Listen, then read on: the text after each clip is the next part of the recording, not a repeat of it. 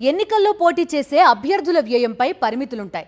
ప్రకటనలు, ప్రచారాలే కాదు, చాయ్ సమోసా ఖర్చు కూడా ఎలక్షన్ కమిషన్కి లెక్క చెప్పాల్సిందే. మరి ఆ రేట్లు ఎవరు నిర్ణయిస్తారు, ఎలా నిర్ధారిస్తారు? Let's watch. దేశంలో వేసవి ఎండలే కాదు, పొలిటికల్ హీట్ కూడా ఓ రేంజ్లో ఉంది. నామినేషన్లు, ప్రచారాలతో ఊర్లలో ఎన్నికల సందడి కనిపిస్తోంది. ఈ రోజుల్లో ఎన్నికల్లో పోటీ అంటే ఖర్చుతో కూడుకున్న పనే. అయితే ఎవరిష్టానికి వాళ్లు డబ్బు వెదజల్లడం కుదరదు.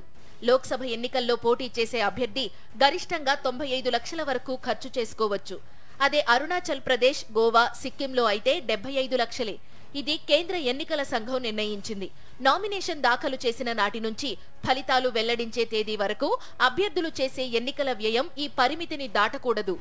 బ్యానర్లు, ఫ్లెక్సీలు, సభా వేదికల నుంచి కార్యకర్తలు, అభిమానులకు పెట్టే భోజనాల వరకు ప్రతి దానికి రేటును ఫిక్స్ చేసింది ఈసీ. చాయ్ ధరను దేశవ్యాప్తంగా ప్రాంతాన్ని బట్టి 5 నుంచి 15 రూపాయల మధ్య నిర్ధారించింది. మధ్యప్రదేశ్లోని బాలాఘాట్లో కప్పు చాయ్ 5 రూపాయలు కాగా, పంజాబ్లోని జలంధర్లో 15 రూపాయలు.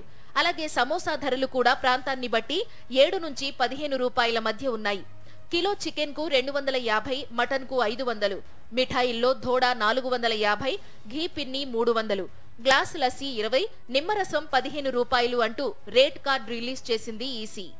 చెన్నైలో 2019 లోక్సభ ఎన్నికలతో పోలిస్తే టీ ధరను 10 నుంచి 15 రూపాయలకు పెంచింది ఈసీ.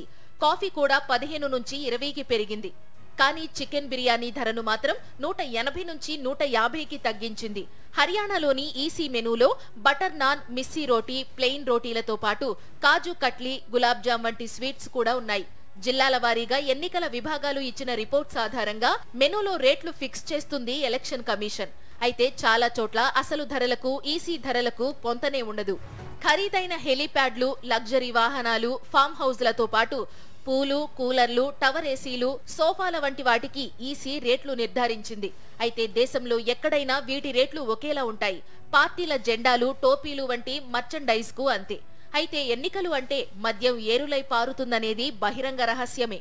కానీ ఎన్నికల సంఘం దృష్టిలో ఇది ప్రలోభ పెట్టే అంశం. అందుకే ఈసీ మెనూ కార్డులో లిక్కర్కు చోటు లేదు.